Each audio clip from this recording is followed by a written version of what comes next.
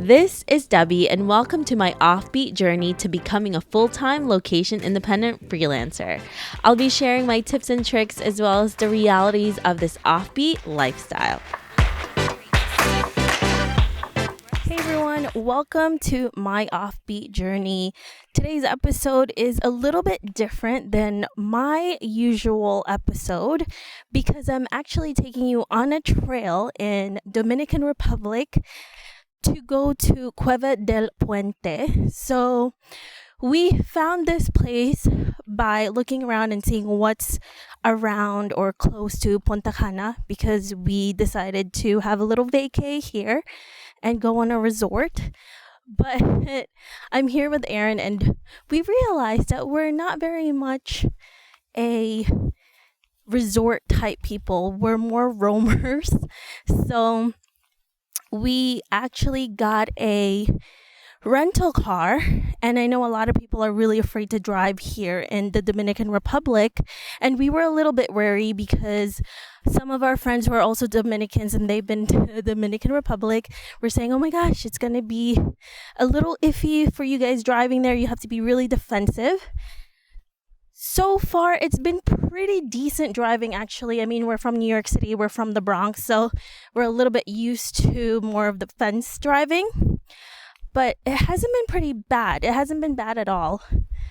So now we're on this trail, and it's a really beautiful trail because first, when you get into the location itself, you have to park your car, and then we took a little bit of a walk through this beautiful beach. It's so pristine. There was only like 4 people there and they were going for walks. There was really nobody there, and the trail to go to this cave is a little bit out of the way, but what we did was we actually downloaded maps.me, and we also downloaded the Dominican Republic.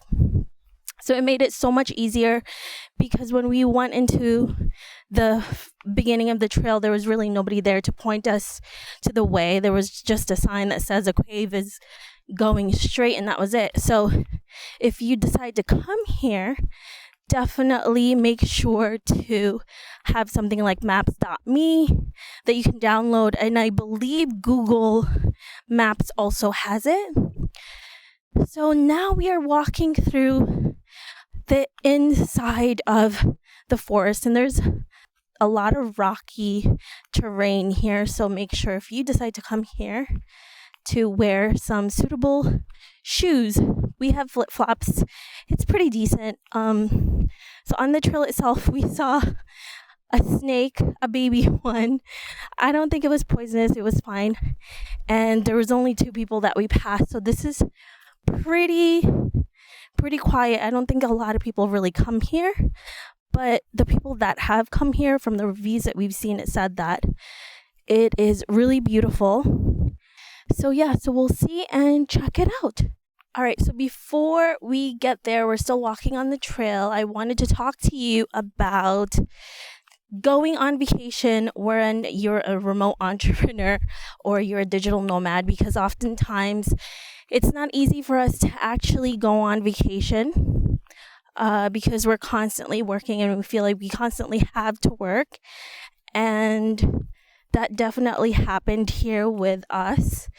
We were in the resort for about a day and we got extremely bored, and of course it led to working again. So we're just trying to find these places that we can actually go out in and explore in, because as I said before, we're not really resort vacationers. We don't like to lay around and do nothing type people, or we also don't drink. So just being out and being active when we're on our vacation is actually a way for us not to do work. So that's why we're going on this little exploration trip to a cave. Yeah, so that's really been a struggle for us whenever we go on vacation, and we're always thinking we should be working more, we should be doing this, but also taking time to just relax. And I know you're saying, well, Debbie, you're working while you're actually walking to the trail. which kind of defeats the purpose of this whole thing. But I did want to also show you that as a digital nomad, as a remote entrepreneur, as a remote podcaster, it's crazy what I can do, that even on a trail like this to this cave, I can still record and speak to you guys, which is pretty incredible if you think about it.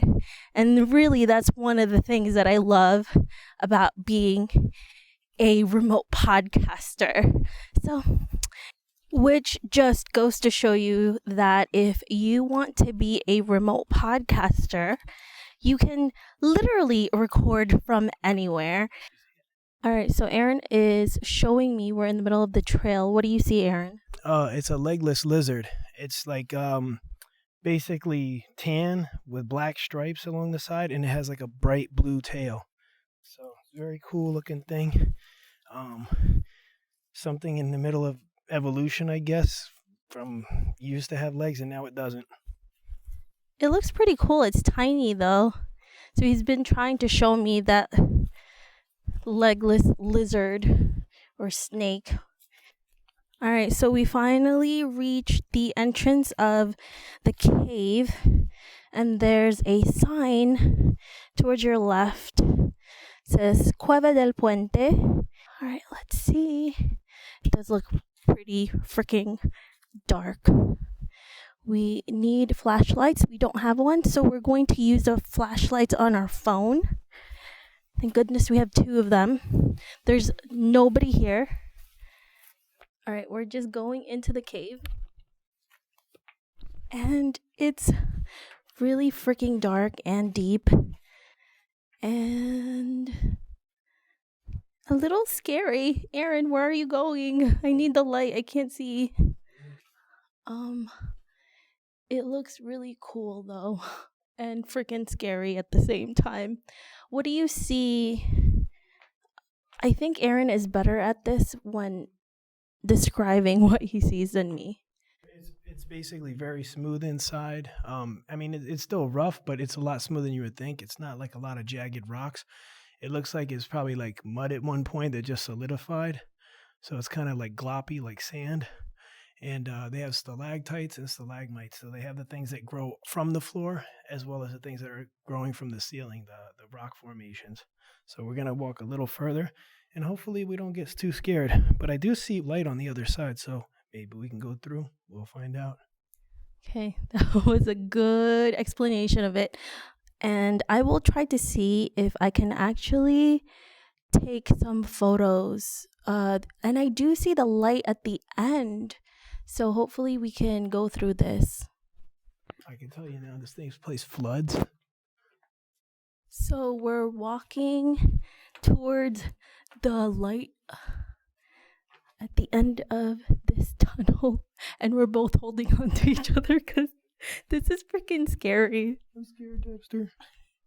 Me too, Aaron. I'm scared. But it's really cool. I don't want to go any further than that. Oh, yeah. It's not very... It's really freaky because if you look back, there's literally like, oh my god, there's a bat! Oh my god, oh my god. Where? Oh my god. From there. A bat? Yes, I just saw a bat. Did it fly? Yes, it did. All right, so maybe we can get the hell out of here. Oh my god. Okay.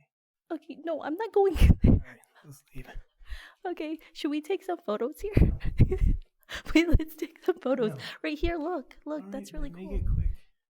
So we're literally walking as fast as we can outside of it.